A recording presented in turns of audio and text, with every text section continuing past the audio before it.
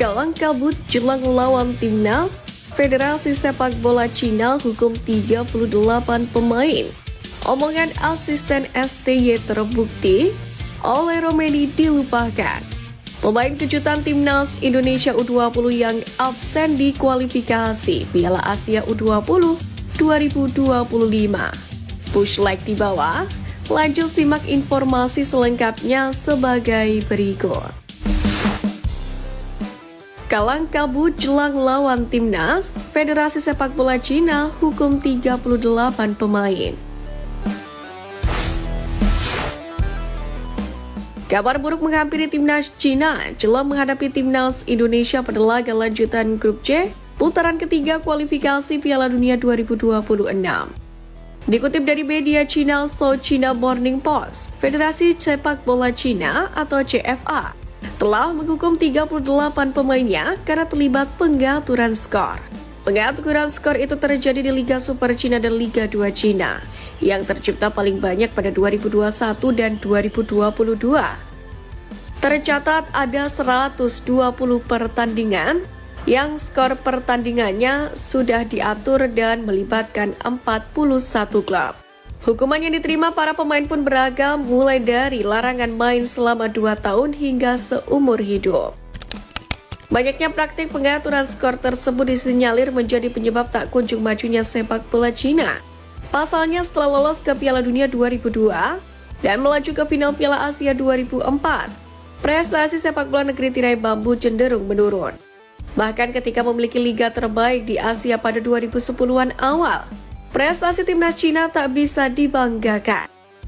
Performa Cina di grup C babak ketiga kualifikasi Piala Dunia 2026 zona Asia juga masuk kategori memalukan. Di laga pertama, Cina dihajar Jepang 0-7 di kandang lawan. Kemudian di match day kedua, Cina tumbang 1-2 dari Arab Saudi di kandang sendiri. Kekalahan dari Arab Saudi pun layak dikritisi. Selain karena bermain di kandang sendiri, Arab Saudi pun juga bermain 10 orang sejak menit ke-33. Hal tersebut tentu menjadi pukulan bagi Cina yang akan tandang ke markas Australia pada hari Kamis 10 Oktober. Di atas kertas sulit bagi Cina untuk mencuri poin di markas timnas Australia yang tengah terluka. Selanjutnya pada Selasa 15 Oktober 2024, Cina akan menjamu timnas Indonesia. Peluang Cina terpeleset kontra Garuda pun juga sangat besar, sebab timnas merah putih yang sekarang levelnya setara atau bahkan lebih baik dari Cina. Ditambah lagi untuk menghadapi Cina, Garuda ketambahan 2 pemain berkualitas, yakni Eliano Reinders dan Misil Gers.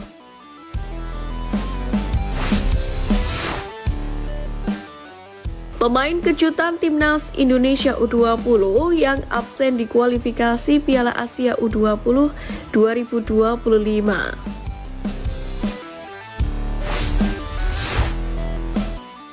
Pertama, Gaviatu Rizky.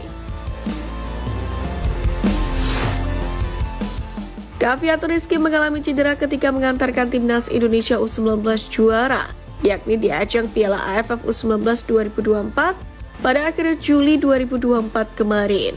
Kondisi itu yang membuat pemilik tendangan mematikan ini absen untuk memperkuat skuad Garuda Nusantara dalam 2 bulan terakhir.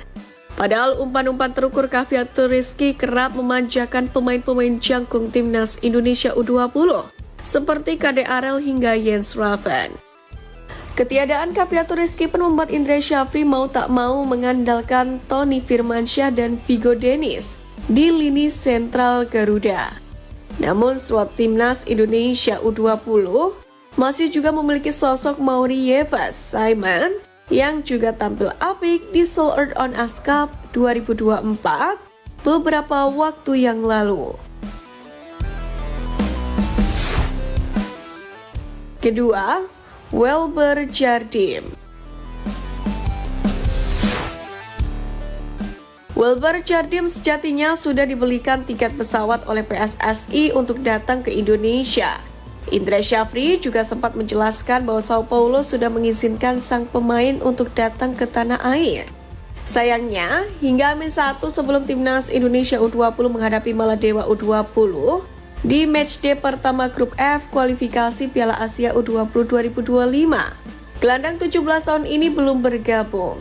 Disinyalir Welber Jardim masih dibutuhkan oleh Sao Paulo U17 yang juga tengah menjalani kompetisi musim ini.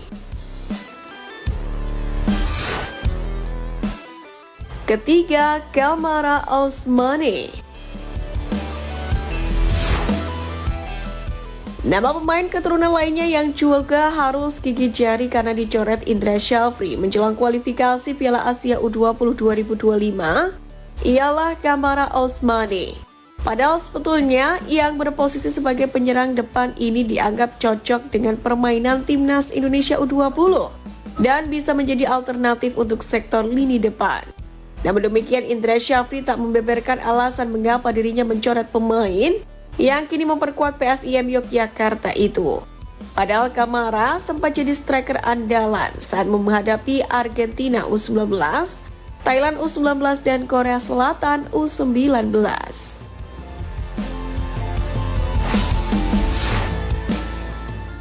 Omongan asisten ST terbukti oleh Romeni dilupakan. Usaha pelatih timnas Indonesia Sintayong dalam memoles bomber skuad Garuda tidak sia-sia. Meski hanya punya waktu singkat, sang asisten pelatih yakni Yom Ki-hun berhasil membuat bomber timnas Indonesia semakin tajam dalam mencetak gol. Sebagaimana diketahui setelah membawa 2 poin di FIFA Matchday di edisi September 2024, sejumlah bomber Garuda kembali ke klub masing-masing. Belum ada 1 bulan kembalinya Liga 1, ramai-ramai penyerang timnas Indonesia membuktikan kualitasnya dengan mencetak gol indah. Sebelumnya, ada Ramadan Sananta dan Hoki Caraka yang mencetak gol untuk klubnya masing-masing, yakni Persis Solo dan PSS Sleman. Mengikuti jejak Ramadan Sananta dan Hoki Caraka, kini giliran Dimas Drajat yang mencetak gol di laga penting ketika Persib Bandung menjamu Persija Jakarta. Gol itu sempat tak dipercaya penonton karena kiper Persija Carlos Eduardo sempat menangkis bola tersebut yang akhirnya tetap masuk ke gawang Persija. Tangis Hoki Caraka pun menular pada Dimas Drajat. Pemain yang masih mendapatkan kepercayaan STI itu tak bisa menahan air matanya ketika mencetak gol yang membawa Persib meraih poin penuh.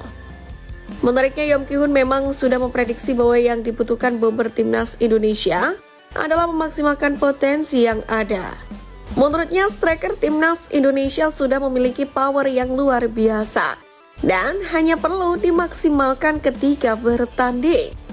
Dengan membaiknya performa para penyerang Garuda di klubnya setidaknya bisa sedikit melupakan oleh Romeni. Penyerang FC Ultra itu pun dikabarkan sulit untuk dinaturalisasi lantaran urung menentukan pilihan membela lambang Garuda di dada. Untuk itu timnas Indonesia bisa memoles Dimas Drajat, Ramadan Sananta dan Hoki Caraka untuk menjadi pilihan utama.